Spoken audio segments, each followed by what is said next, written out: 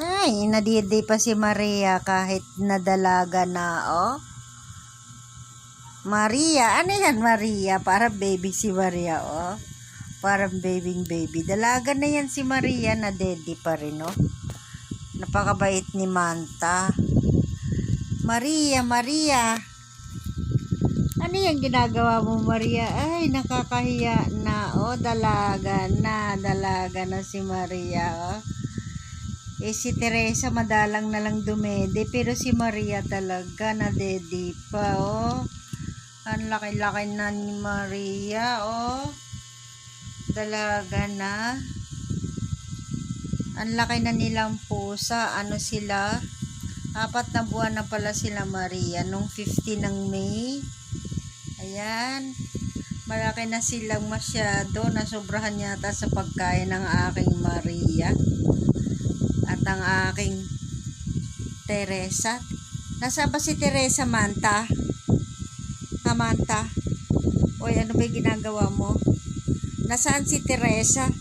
Ayun, nadede pa rin si Maria, oh. Ay, talaga naman. Eto, maaga na. Hindi pa tayo nakatulog. Oh. Asaan na ba yung isang anak mo?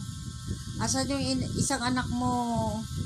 Manta, papunta mo na dito at matulog na tayo. Aba, umaga na nung oras na, oh. Tara. Tawagin mo na nga, Teresa. Itong si Maria kasi hindi siya talaga naalis sa tabi ko. Masyadong malambing si Maria.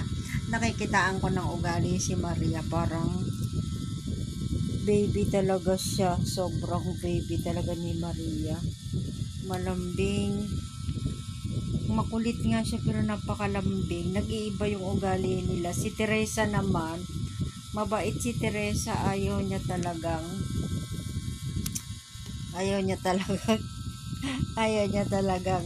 tumabi sa akin si Teresa. Iniwan siya ng mama niya. Maria.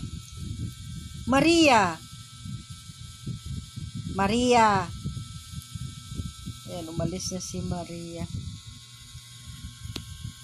Nakalawit yung ni Maria, yung kanyang dila pagka ayan, ayun si Maria kumakain niya, no. Lumalapang na naman yan, no. Maria, lumalapang na naman yan si Maria. Walang tigil yan sa kalalapang.